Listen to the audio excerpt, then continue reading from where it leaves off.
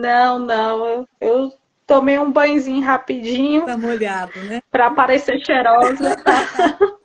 Dá para sentir daqui. Jaine, muito bem, muito obrigada por ter aceito o convite. Eu fiquei muito feliz, porque eu acho que sempre agrega muito esse canal, ele tem esse objetivo, né, de trazer vivências mil e eu tenho certeza que a sua experiência vai ajudar muitas mãezinhas novas, né? E a forma de encarar também é uma grande inspiração. Eu vou abrir para você, você, por gentileza, você vai dizer de onde você é, onde você mora, quem é a Jaine Triaca, né? E aí vai contar a sua história de como você descobriu e tal. Eventualmente eu vou fazer alguma intervenção, mas vou procurar não fazer, tá? A menos que você queira que seja dessa forma, a palavra fica com você. Tá bom? Muito obrigada, seja bem-vinda. Muito obrigada. Primeiramente, eu queria agradecer a Pedrinha pelo convite, né? É uma ótima oportunidade para falar sobre o tema. Pode me interromper a hora que achar necessário para algum questionamento, não tem problema. Meu nome é Jaine Triaca, eu sou de Brasília, eu tenho 31 anos, sou mãe do Gustavo e da Heloíse, né? O Gustavo, ele é autista, nós descobrimos o autismo dele, né? Fechou o diagnóstico quando ele tinha 1 ano e uns 7 meses por aí. Mas sempre assim, a gente já tinha isso no coração, que ele era uma criança diferente. Quando eu recebi o diagnóstico, né, assim, sempre tem um pouco, né, do luto, né, de você sentir que tem uma responsabilidade muito grande na mão. Só que eu acredito que Deus me deu muita força para eu seguir, para eu continuar com essa caminhada. Quando a gente descobriu, a gente ficou muito perdido. Então a gente não sabia o que fazer com essa informação, né? A gente não conhecia muito sobre o autismo, a gente basicamente não sabia nada, né? E assim, nós tivemos que estudar bastante sobre, aprender sobre, né? E conviver com esse espectro.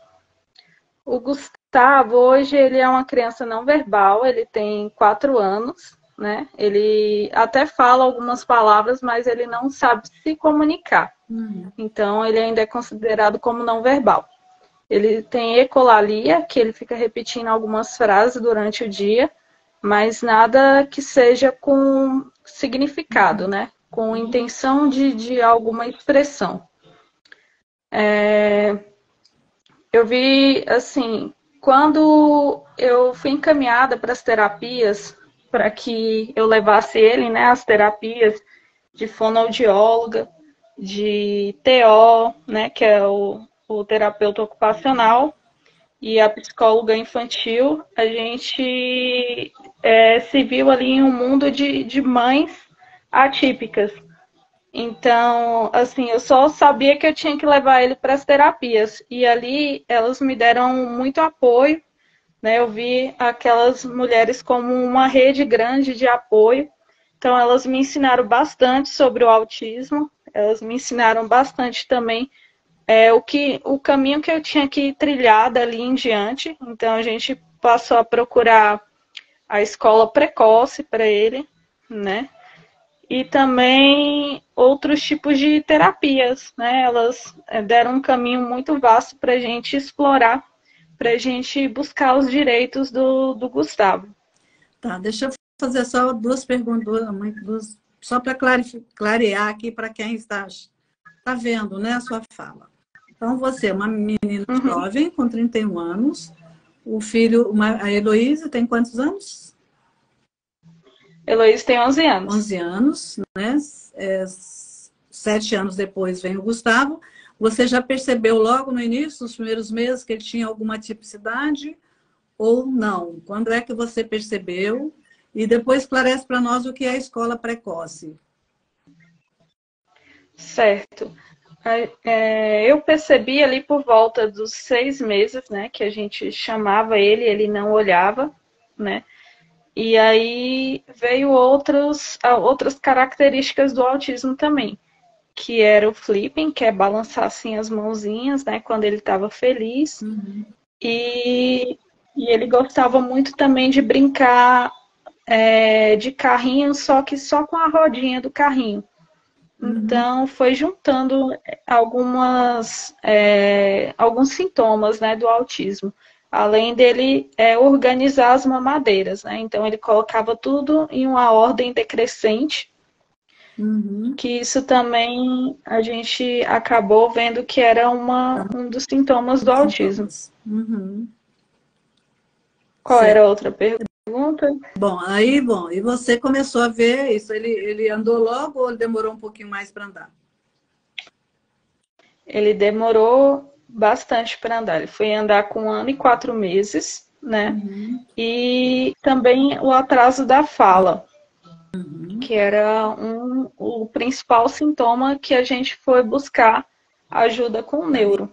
E relacionado a você, como ele era de amor, de carinho, como é que ele se dava com você, com a irmã, com o pai?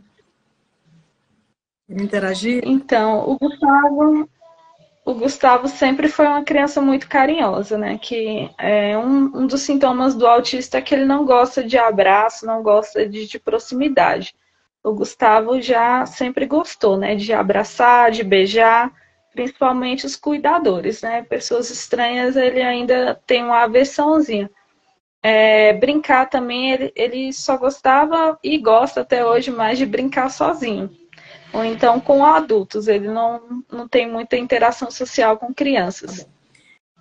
E o que é mesmo colégio, a escola precoce que você falou? Ah, sim. Então, a escola precoce, ela funciona para não só para autistas também, para várias crianças com alguns transtornos, né?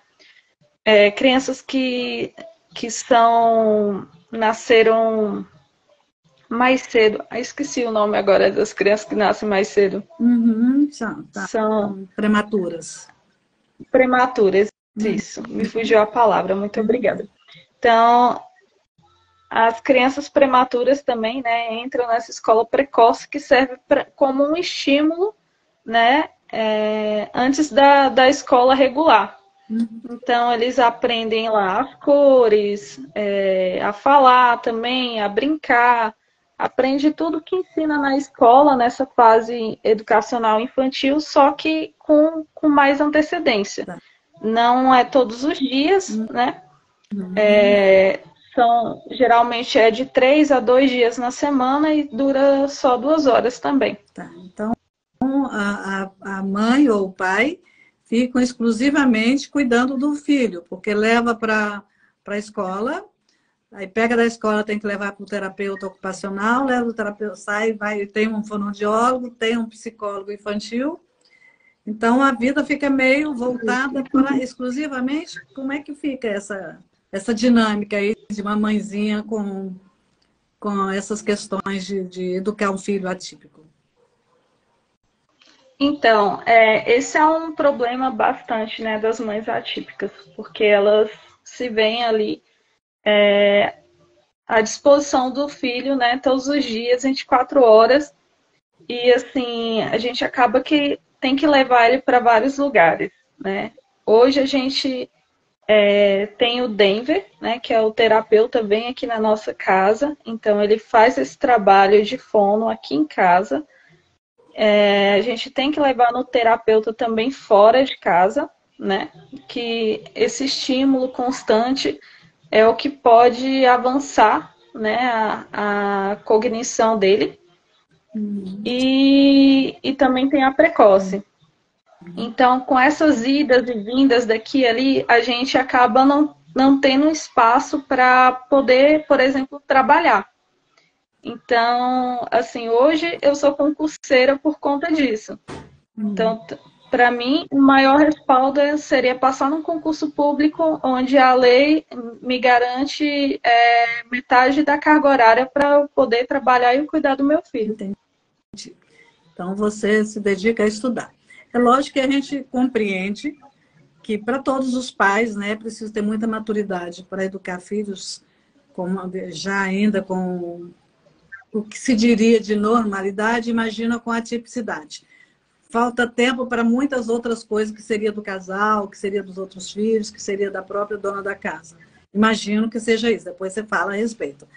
E a outra coisa que eu também gostaria que você mencionasse é se esses projetos que você falou, tanto o Denver quanto o Precoce, é de nível estadual ou de nível federal. Se tem no Brasil inteiro ou se tem apenas na cidade onde você, no estado aí onde você reside.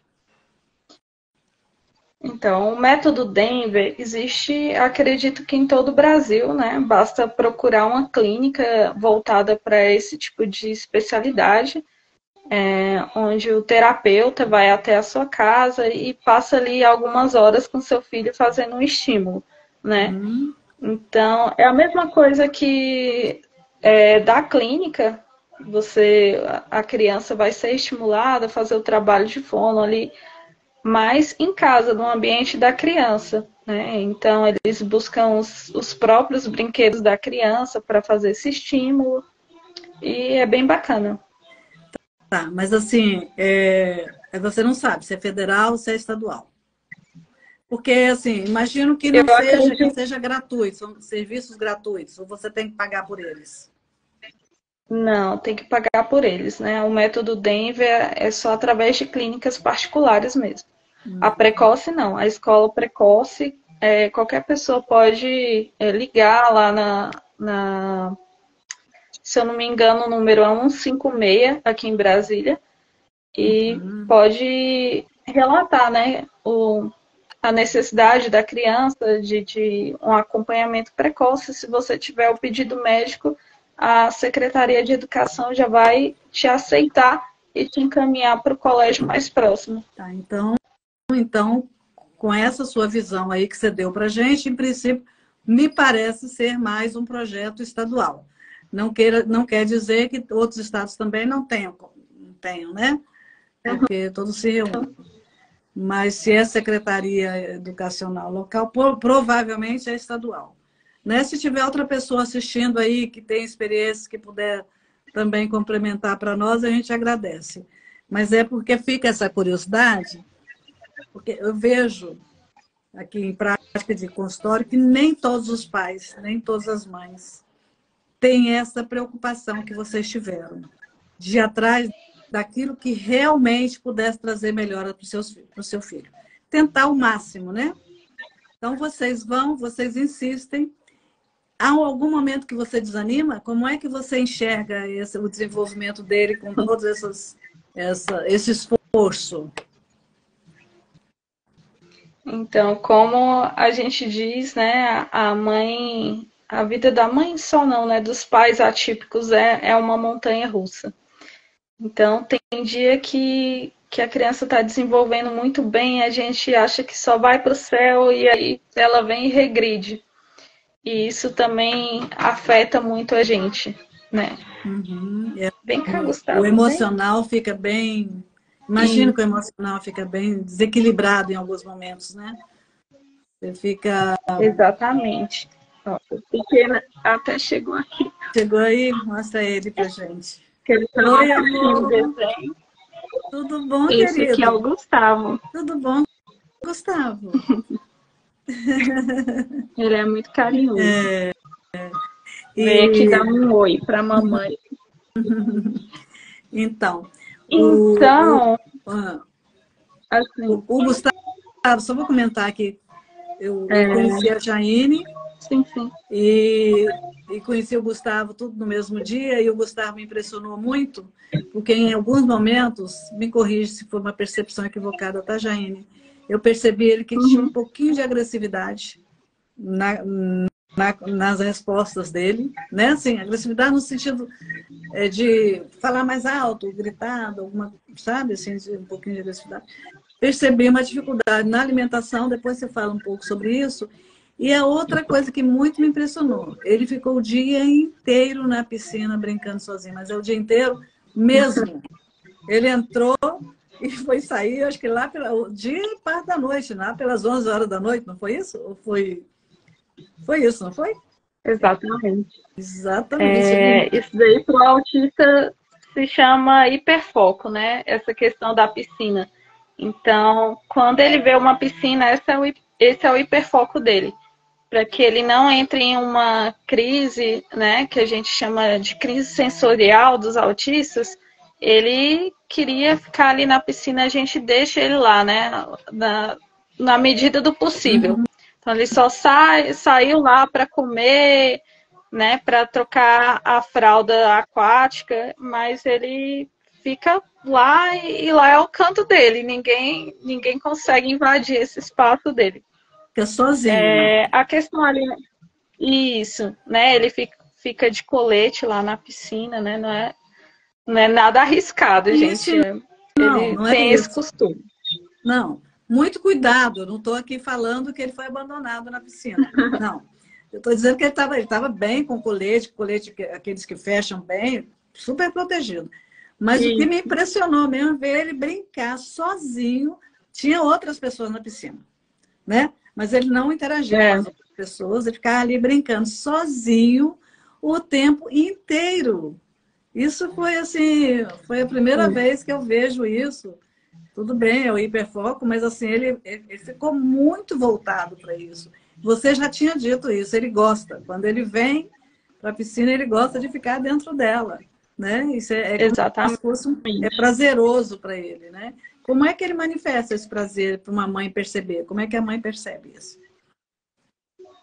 Então, a criança, né, autista com hiperfoco é bem, né, visível o hiperfoco dele, porque ele sempre busca a mesma coisa. E onde tiver essa coisa, ele vai atrás e você vai saber que ele quer realmente aquilo. Por exemplo, esse não é o único hiperfoco do Gustavo. Se tivesse alguém ali fazendo uma música ao vivo, né, cantando e tocando violão, você ia ver ele muito dividido entre a piscina e o violeiro. Ele gosta muito, muito, muito de música. Então, ver alguém cantando, ver alguém tocando um instrumento para ele é fascinante também. Outro hiperfoco que ele tem é em pular, né? Então, cama elástica e tudo, esse tipo de brinquedo pula-pula, ele gosta bastante também. É uma coisa também que divide o hiperfoco dele. Interessante. E a alimentação dele, como é?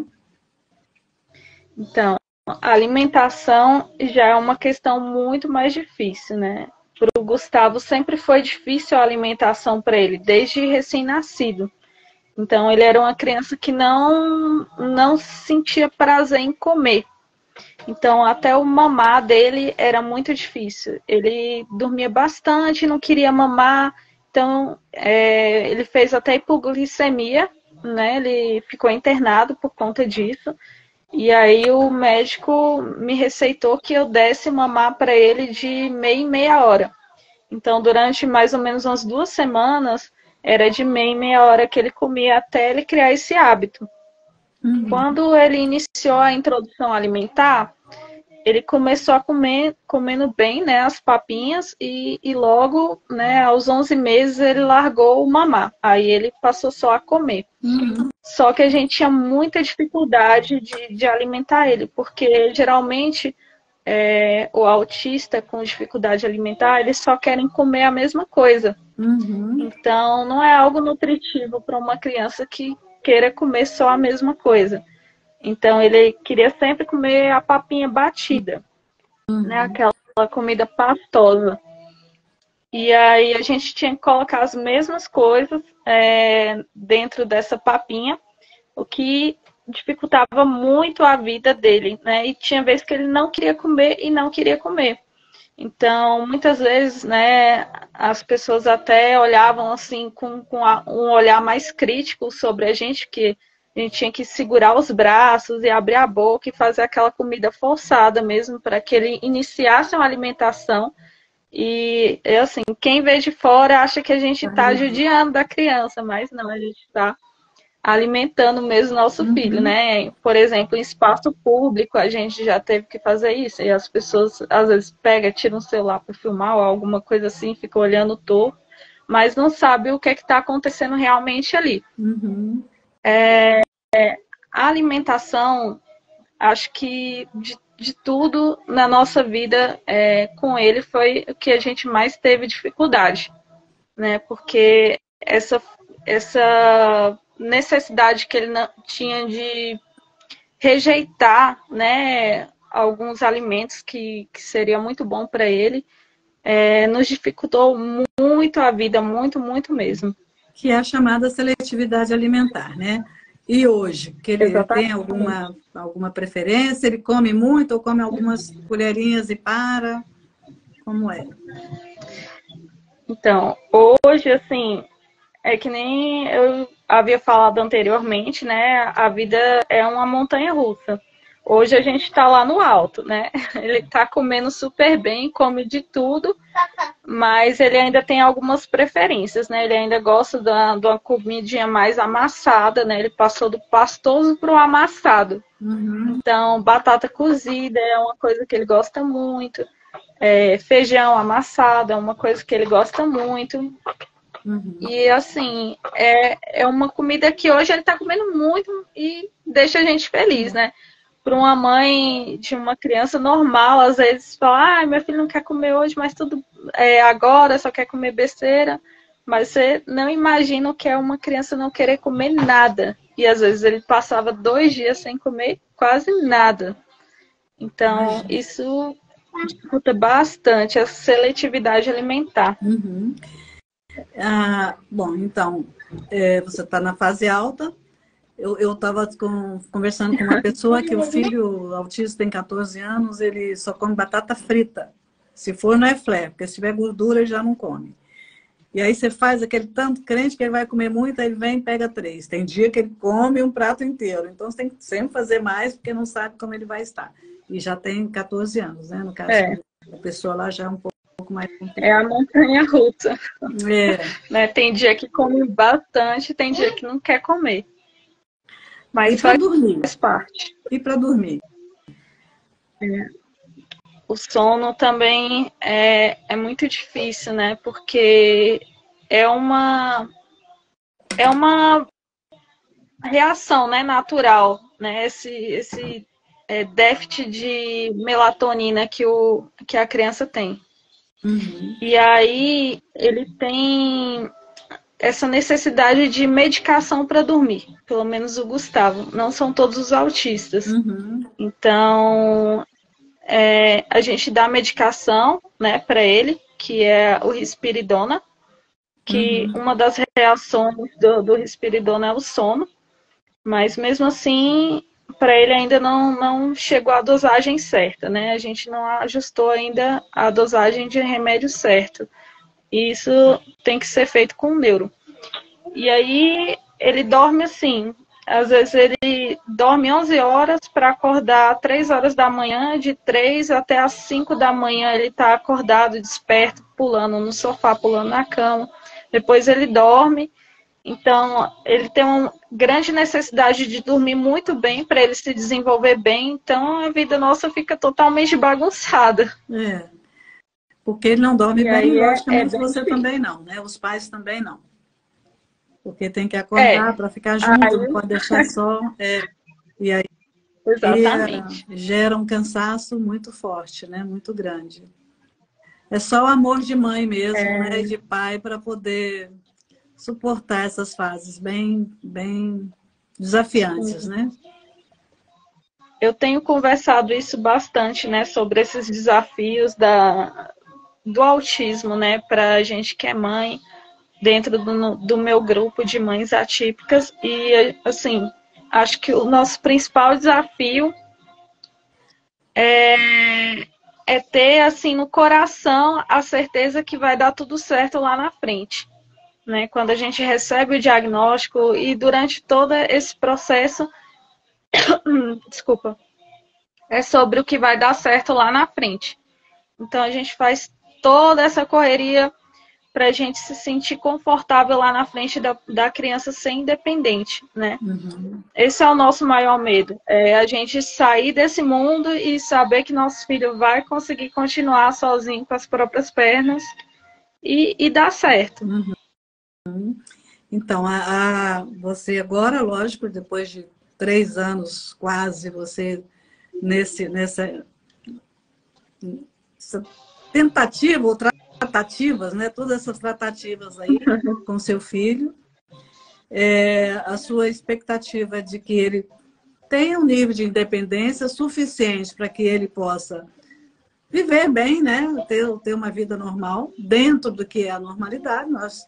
Nós temos aí vários exemplos, né? Inclusive filmes, séries aí tem a advogada extraordinária, que ela é autista, tem aquele doutor, nem me lembro o nome dele, mas que também era um autista. Então a gente vê essas diferenças e vê que é possível, sim, mas exige muita atenção, muito sacrifício, numa fase que você praticamente deixa de viver a sua vida para viver em função dos filhos, né? E são dois, né? Você ainda tem que dar atenção suficiente para a outra para que ela se sinta também amada. Como é que você divide esse tipo de... Como é que você considera a sua rotina aí para viver esses dois lados aí? Oi?